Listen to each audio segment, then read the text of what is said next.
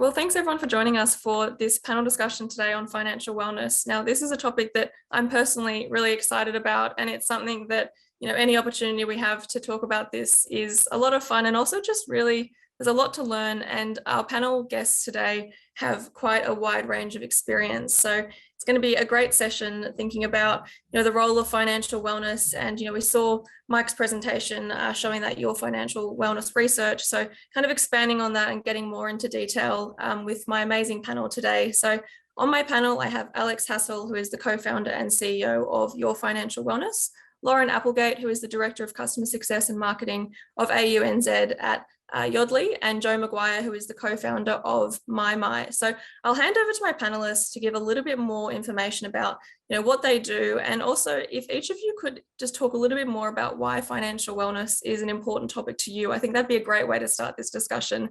So Alex, I might start with you to introduce yourself and let us know why financial wellness is so important to you. Yeah, thanks, Anna. Look, I think financial wellness is important because knowing how to make sound money decisions it's a core skill, and regardless of age, it affects your quality of life, the opportunities you can pursue, your feeling of security, as well as the overall economic health of society.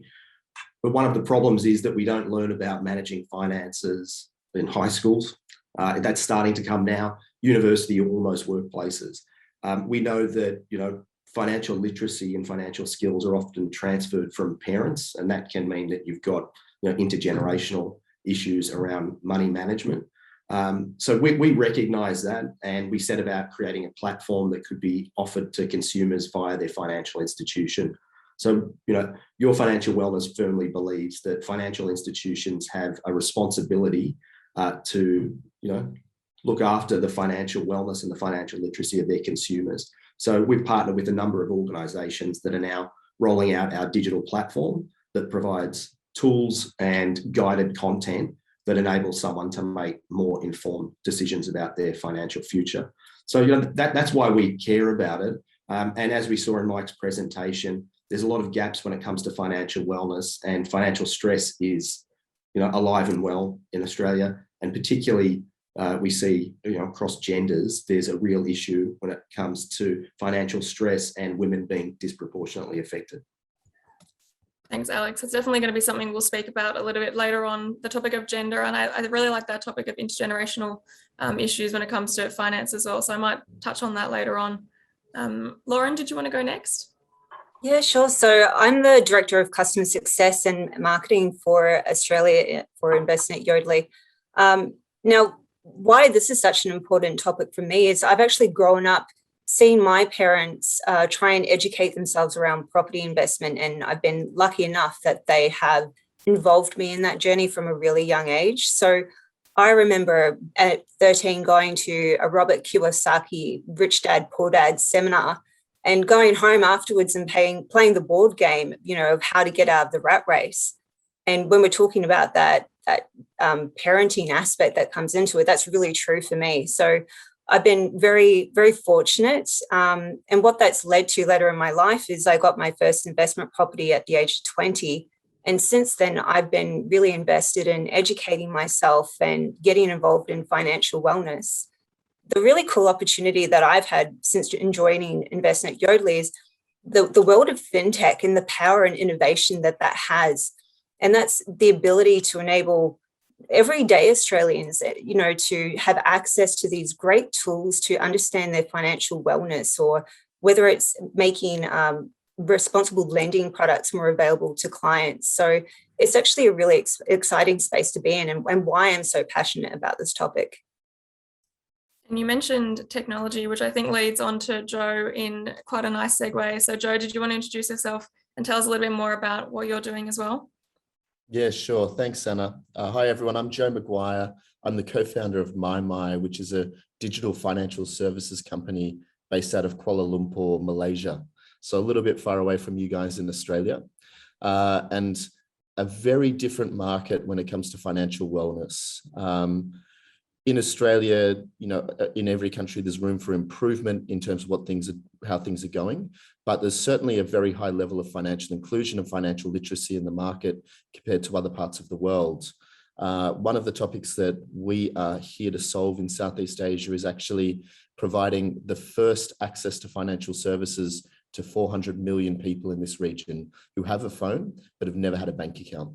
So the topics we're handling are a little bit different to over there, but just as important. Yeah, it's interesting comparing the two markets as well. So you used to be based in Australia, right? So you're kind of familiar with both of these markets. I think that would give you quite a great perspective in thinking about how we're leveraging technology in Australia for a different set of needs compared to in Malaysia, where, you know, as you mentioned, it's a different area that you're addressing. Yeah, that's right. It's a very different market, and how you're conceiving products is very different as well. Yeah, in Australia, you're looking to add solutions which are going to save people time, and that time factor is the most important thing when you're building something. Over here, time is a much lower priority, and discounts and savings is where your focus needs to be if you want to be successful. And that's a really strange change of mentality when you're building something. People will happily spend twice the time to get a small discount. And a contributing factor to that is that, you know, the monthly wage in Malaysia, which is much higher than some of its neighboring countries, is about 700 Aussie dollars. So a vast difference when people are trying to raise a family, perhaps own a property, compared to Australia. Yeah, great. Thanks for that. And thanks for all the introductions. I think that kind of sets the scene for, firstly, why all of us are so excited about financial wellness, and why, you know, there's a lot of work that the three of you are doing in this space. And I think building on that topic of why is financial wellness so important, I'd like to start with, what do you think the greatest gaps in financial wellness are? And, you know, why is addressing these gaps also important to you? Lauren, I'll start with you. As you mentioned a few things around investing and innovation, and, you know, helping Australians have access to products that meet their needs. So I think that sort of leads to this idea of what gaps are being addressed, or what gaps need to be addressed. Yeah, definitely. And I think the biggest gap that I can probably talk to as being a woman is that disparity between men and women. So as we've heard, there's a 47% of women that will retire with less superannuation in comparison to men. The fact that we've still got this gender pay gap disparity existing, where on average, women are paid 14.2% less than men. And that's equating to about $260 a week, which obviously adds up. Now, whilst financial wellness isn't about everyone being a millionaire or having the highest income, or being in that top income bracket, it's really about how you feel about money and how stressed you are about your situation, or your ability to meet your daily bills and just living a life, really. So what the innovation does within FinTech itself is it enables tools for everyday Australians to access, you know, whether it be a PFM solution. We have many clients within Australia, such as Money Brilliant or WeMoney, or the likes of neobanks such as 86400, who have made it possible for their clients to see all of their financial institutions and accounts under one roof. And that's so powerful because rather than, most Australians don't actually bank with just one bank anymore. You might have, you know, a bank account with 86400, your mortgage might be with Suncorp, and you might have an ANZ credit card. And it's really hard to keep track of everything. So these tools are really powerful to see all of your finances in one place, to be able to budget effectively, to identify where you can save potentially. Just really powerful tools.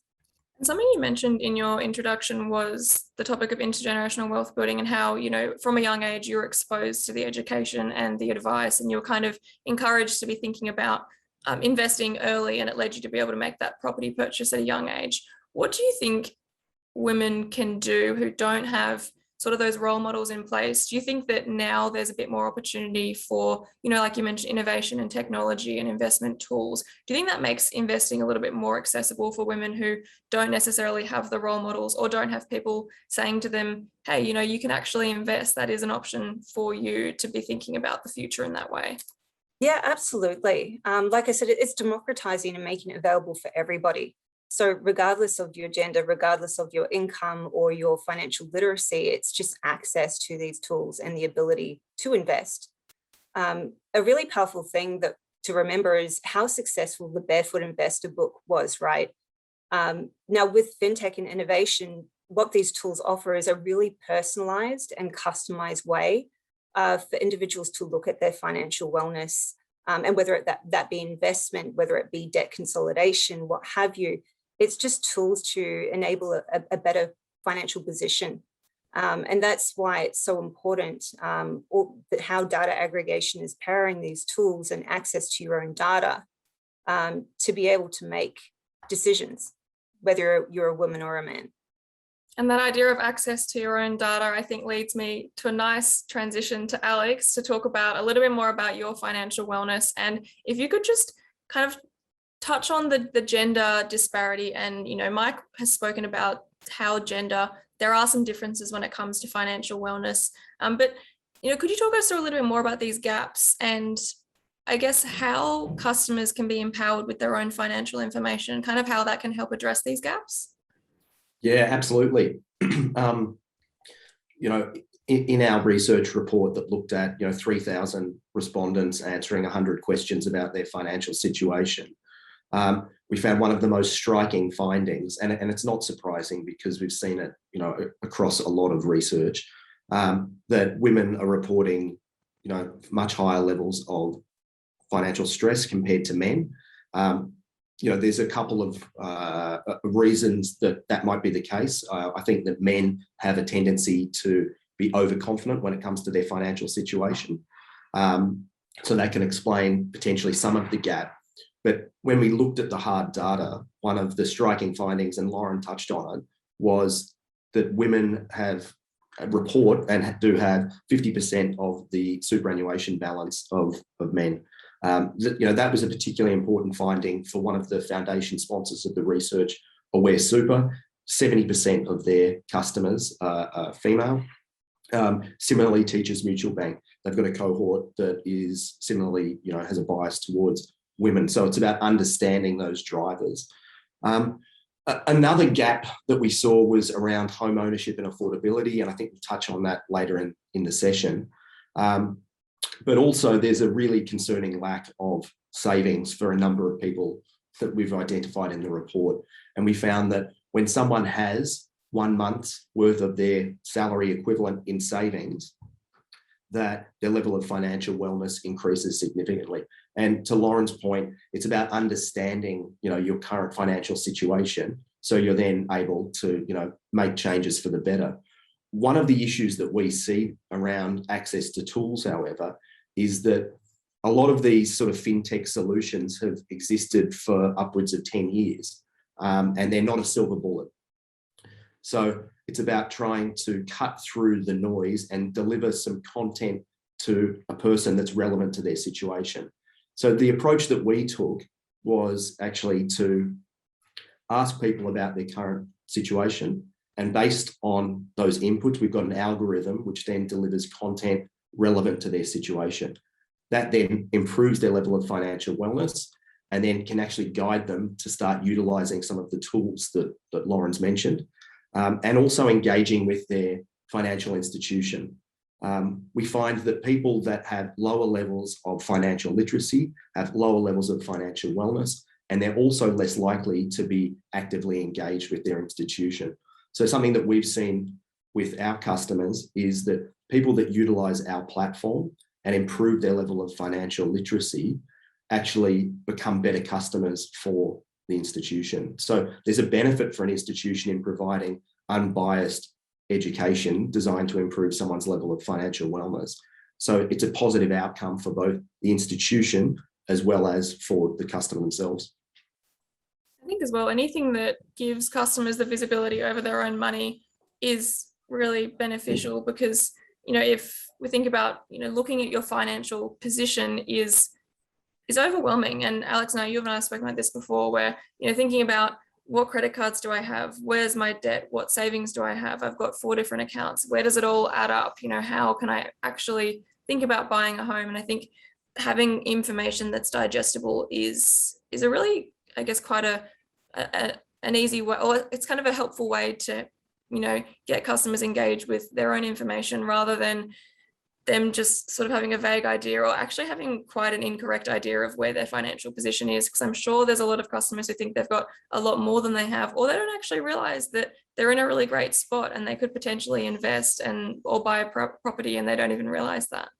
Well, you're absolutely right. And I think it's really interesting, a lot of the work that we've done has been backed by, academia. So we've worked closely with the University of New South Wales, as well as behavioural economists from around the world. And something that struck me, we were talking about the different PFM solutions that were out there. And, a professor said to me, "Oh, Alex, they don't work."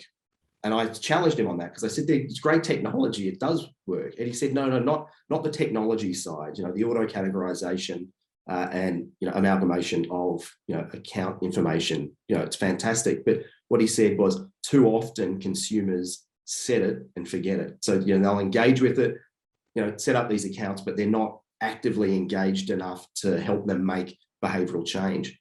So we actually get users to go through, albeit in a kind of cool way, a manual budget. And what that was driven by was the behavioral science of, as the professor put it, no pain, no gain. Get someone to actually buy into doing a budget, and it's far more likely then for them to internalize, and understand where they're spending their money. It may not be 100% correct, but they're actually buying into that process. So I think it's, PFM is a really important integral part of, the overall financial wellness space. But I still think that there's a need for people to get actively engaged and do a bit of the manual work as well.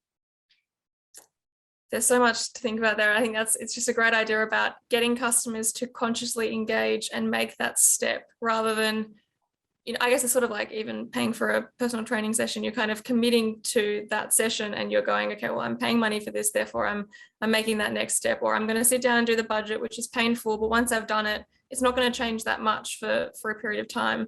And Joe, it'd be great to hear from you on the technology side and in the fintech space. How do you feel about kind of what we've been discussing so far, and do you have any opinions about the role of PFM and these tools in helping customers manage money, and also how is that different in Malaysia as well?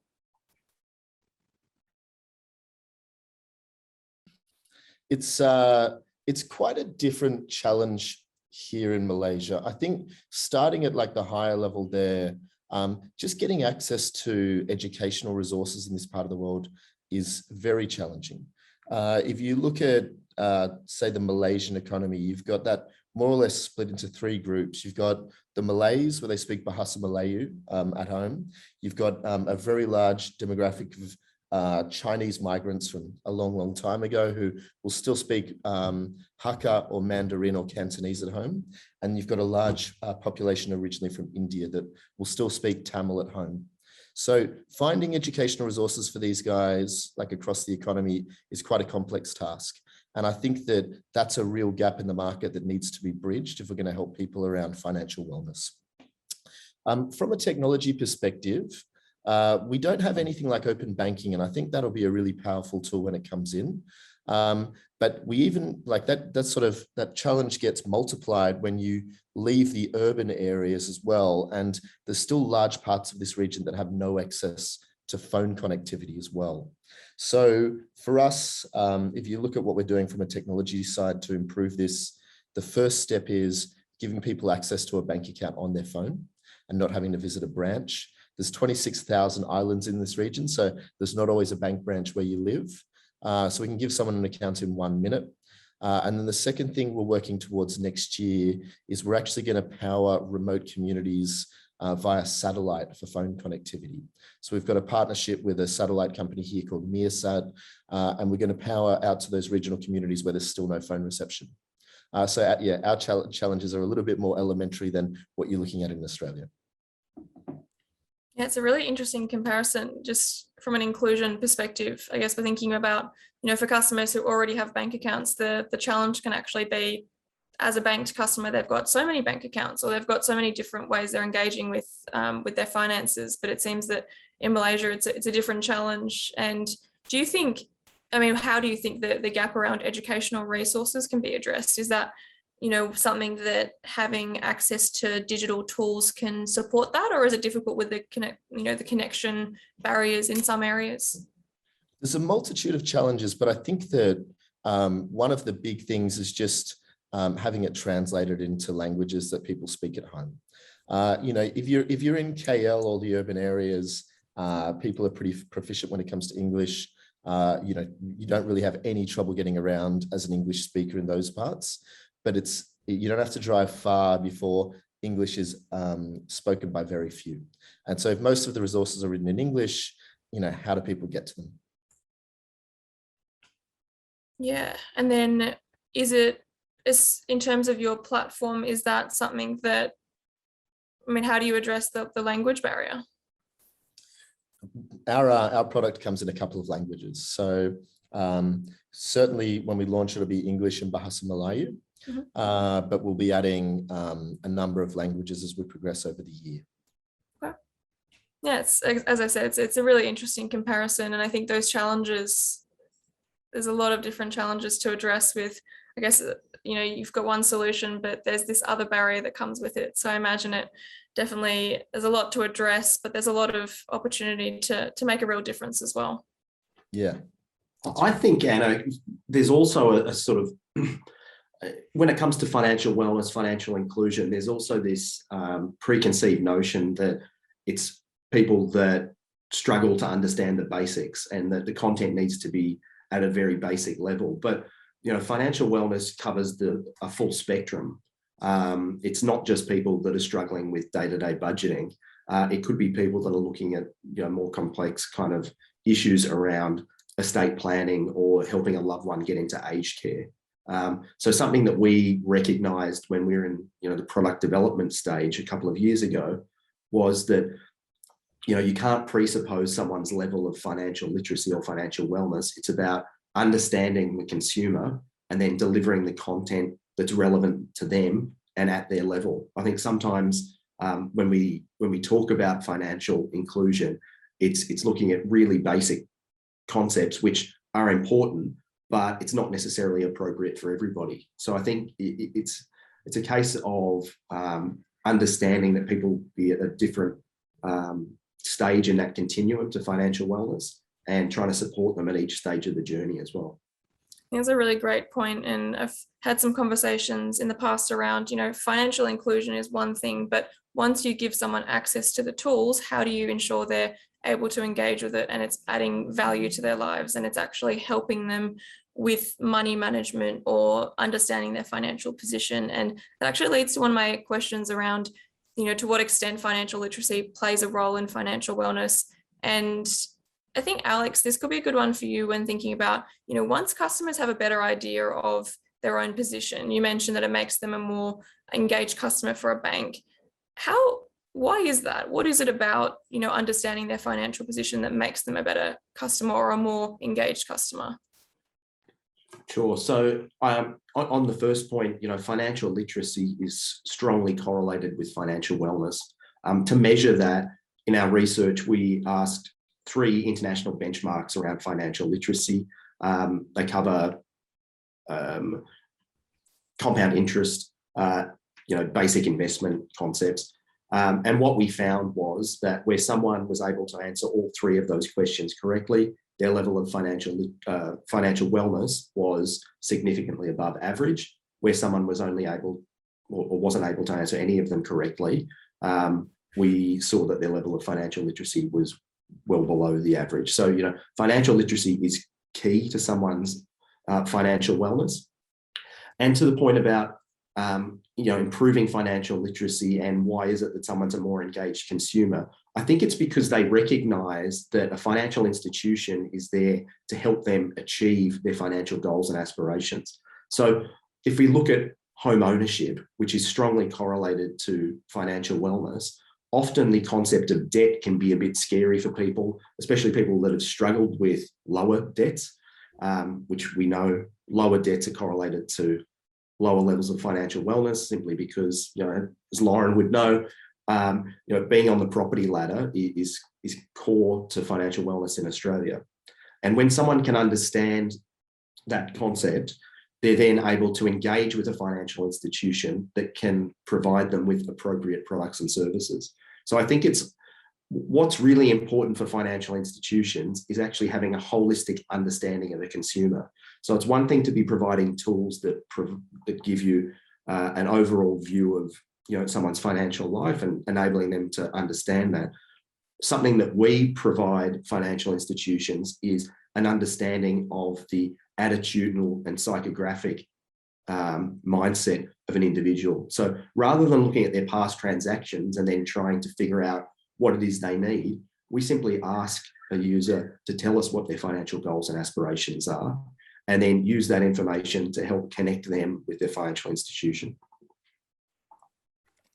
The idea of keeping goals as part of that, I think, is really important, because even getting customers to sit down and go, what are my goals? And it's that almost that, like we discussed before, and that process of consciously engaging and planning and thinking, where you're thinking, okay, if I, in the next 5 years, what do I want? How can I get that? Is it a house? Is it a car? Is it a holiday that's on my bucket list? How do I get to these different steps? And I think that process of just having to sit down and think about it can be really profound in how they engage with financial products and make decisions, and even their confidence, which I think is another part of financial wellness and inclusion, is this idea of feeling confident. And, I guess it also ties in with understanding where you sit, understanding your financial position.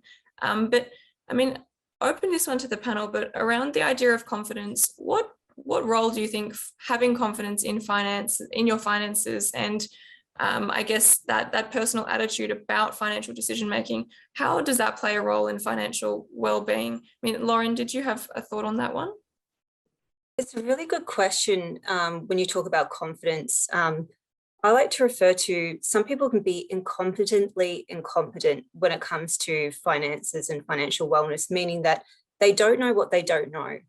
And the really powerful thing that tools such as your financial wellness that Alex is talking to and other fintechs is how to provide them that information in a really easy, understandable way, and even maybe bite-sized pieces of what they need to do as next steps in their financial wellness journey.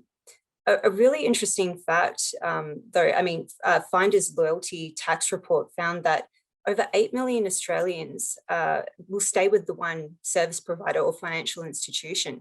And what they're missing out on is over $67 billion worth of savings or potential savings if they did a shop around. So it's having that confidence to what are you looking for? How do you compare products when you're doing that process that will gain individuals' confidence and how do they really take hold of their financial wellness and making changes and decisions in their own best interest. Alex, did you have anything to add to that one? Yeah, I think it's interesting when it comes to confidence and better understanding a consumer. And what we found, and I'm sure Joe's seen this and Lauren as well, that it's interesting that consumers are far more honest with technology than they are if they're talking to someone face to face. So what we've found is that, by taking someone through a guided online journey, they're far more honest about what they're telling you, and we're doing it in a completely non-judgmental way. And also what we've tried to do is turn it around that, someone's going through and completing a budget, defining what their goals are, but it's not for the institution. It's not for the app's benefit. It's actually all around the end user and how they can make improvements to their lives, and that the institution's simply there to partner with them in their financial and lifestyle journey. So really, I think it's about understanding consumer, delivering relevant content to them, and then enabling them to recognize that they may need help in certain areas. And information and education is what gives confidence. So providing initially, basic financial literacy education, but then moving someone up the spectrum, so where they're starting to look at investments or taxation issues, it's all about helping to educate someone so that they can recognize that they may need help.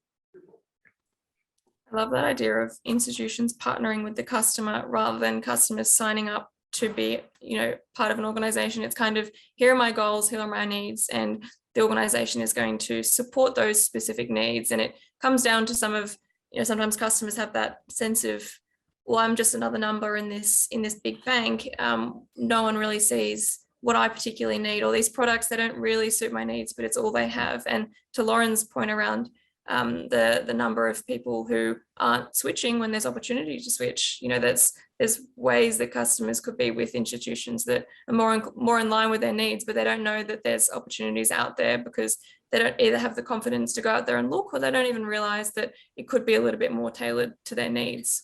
It can also be, I think, about, I think that obviously, providing competitive products is really important for an institution, but especially with open banking, the ability for someone to quickly move from one institution to another will be facilitated through technology.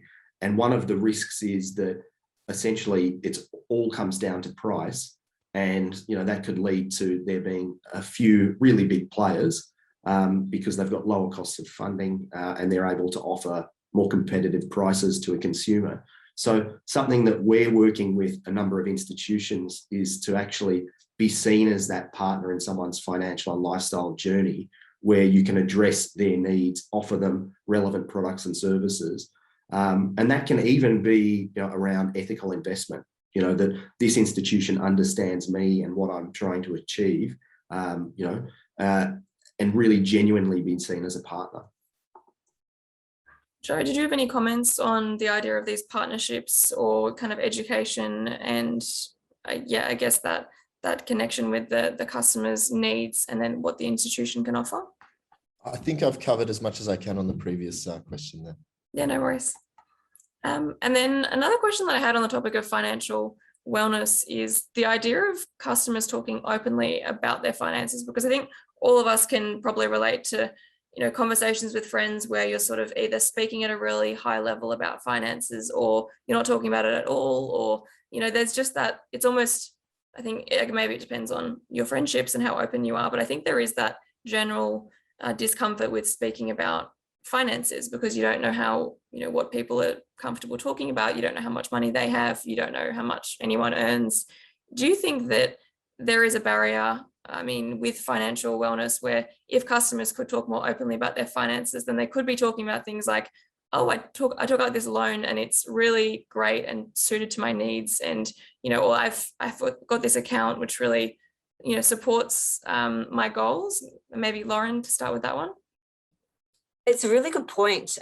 It's almost taboo to talk about financial positions, right? It's almost like talking politics. When you go to a barbecue, you're not really going to bring up that, hey, I'm in a bit of hardship at the moment and I don't know what to do. But I think there are a number of fintechs that we've seen that are improving that situation and opening that dialogue. For instance, WeMoney and their community that they've created, it really is their customers talking to other customers, asking questions, giving their own individual tips and ideas, or what have I done that's been successful? And it's a really awesome way that just Australians can talk to other everyday Australians on a platform, and they feel comfortable doing so. So I think even maybe social media, if you've been on Instagram recently, I'm seeing plenty of hashtags around, saving money or improving financial wellness recently, that I'm hoping that is going to take off in Australia also, where people are really proud of, hey, I've really turned my situation around, and happy to share how they've done it, which is great to see. Yeah, I think any more open conversations and dialogues about ways that customers can have their needs supported by a financial institution is really positive.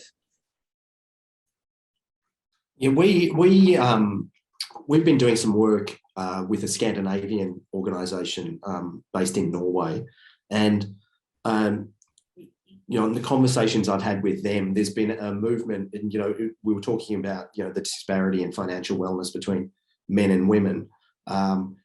In Norway, I think 5 years ago, women had significantly less when it came to investments than men. So direct share investments and things like that. It's actually been turned around to now that women are more active in investing than men are, and that's been largely driven, as Lauren said, by online communities where people are sharing their stories on Insta. and people are engaging with it that way. And I think that is breaking down the taboo around, finances. And I think it's really interesting also, the conversations I've had with a number of people talking about, finfluencers, and but people are now openly, sharing their bank balance and high-fiving each other and saying, yeah, I got that $1,000 saved up. So I think the taboos are breaking down, but it's really important that people do talk about their finances. And that goes to the earlier point about people are more honest with technology than they are having conversations because they don't feel like they're being judged. It's probably also, Alex, to your earlier point around parental transmission of information around financial wellness.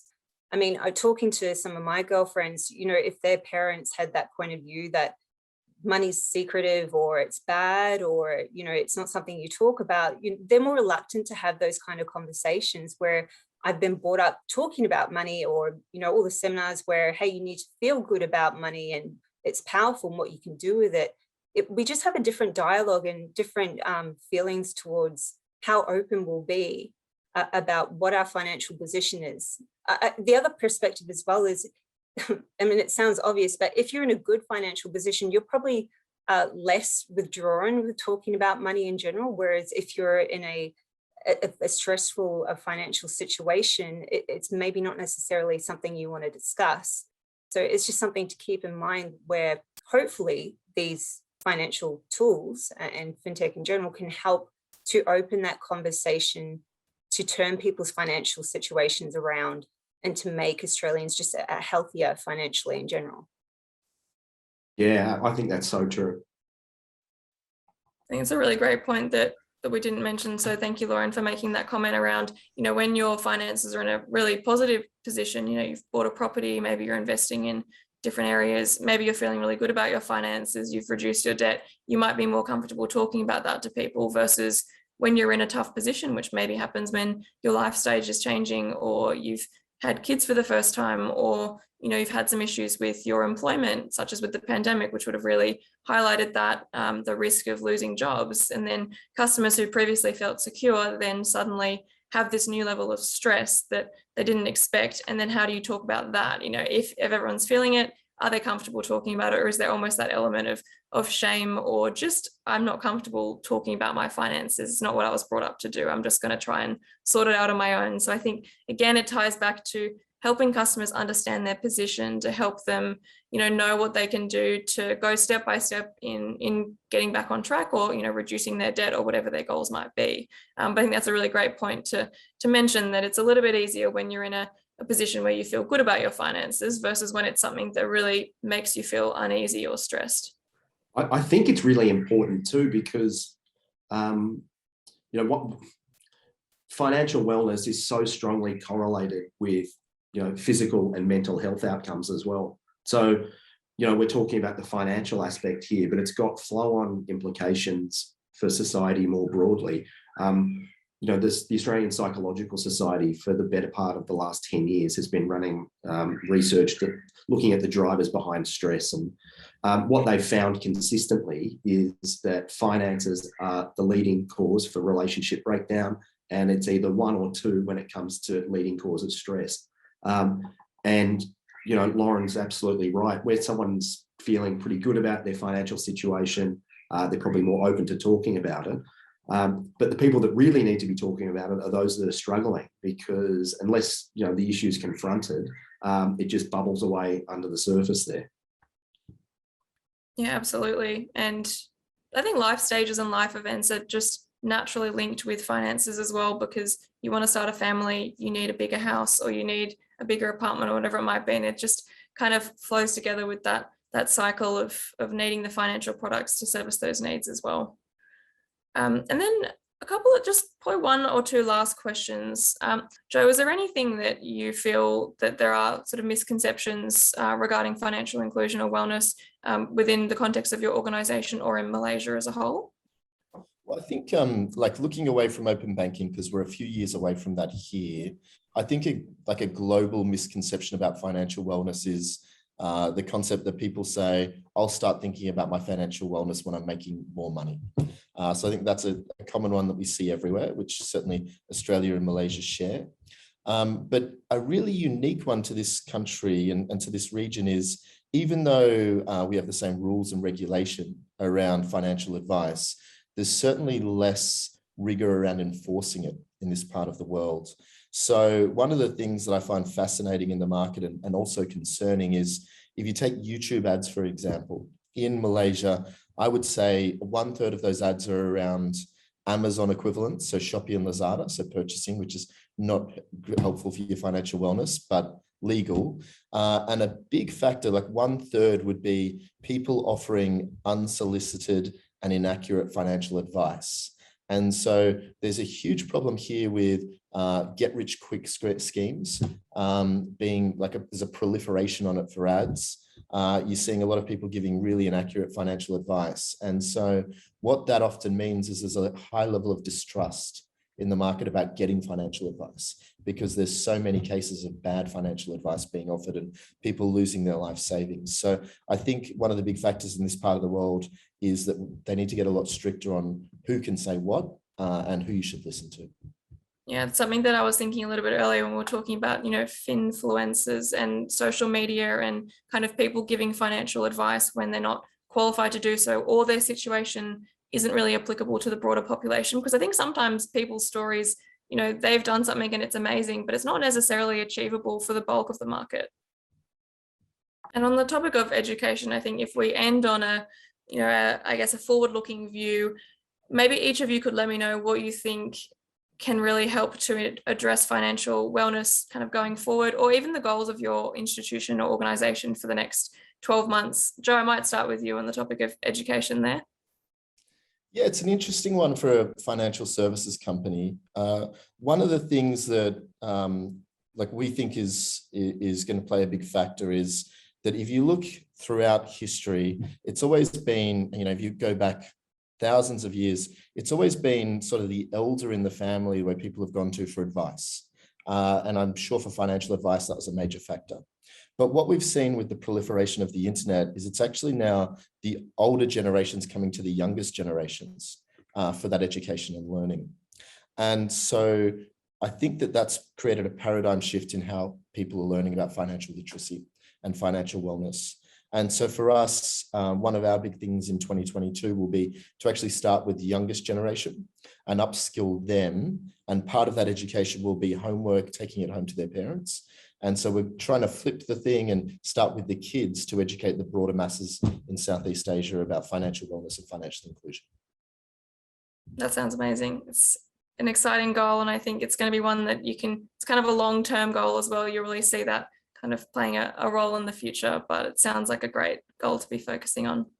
Lauren, any final thoughts about, what your organization's planning for the next 12 months to improve financial wellness, or, what's happening in that space? Well, at Envestnet Yodlee, we partner with a lot of financial institutions and fintechs across Australia and New Zealand. And I think it's about really growing the number of fintechs that we work with to enable that education piece. And particularly around one topic we didn't touch on, which is responsible lending. So it's making sure that when individuals are looking for a mortgage, for example, that they're not going to be put into a worse situation where they become more stressed about money or they can't afford to service the loan. We have a credit accelerator product that we're introducing to the market that is applicable for financial institutions and fintechs, where they can utilize our data to have a look at income versus expense analysis and an overall report to formulate a risk-adverse responsible lending decision.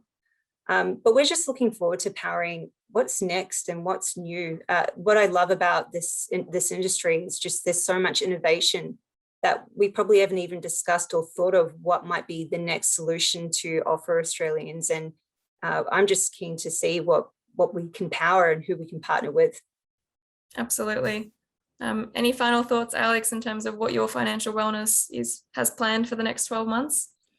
Yeah, well, what we see is that there's a connection between a financial institution and their customers.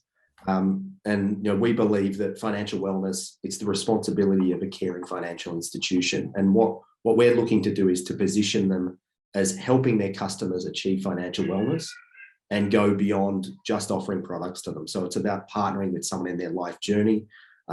What we see is that it's a win-win for institutions and consumers alike. As an organisation, our goal is to improve the financial wellness of Australians, and we hope to reach as many as we can. But we really think that there is a role for incumbent institutions to support their customers to improve their financial wellness by offering platforms like ours. Obviously, we want it to be adopted by as many as possible. But we can see, I think, even the fact that this panel session is happening, that there's been a shift in mindset where we used to talk to people about what is financial wellness. What are you talking about? Is it a health thing? Whereas now it's a recognised element of the financial landscape, and institutions are now recognising that there's a need for them to offer tools and content that can support consumers. So we're just excited that the movement's really taking off, and I'm excited to see how it pans out over the next 12, 18 months. It's a great point to end on. The fact that there's even a panel session on financial wellness just sort of shows the growing interest on this topic.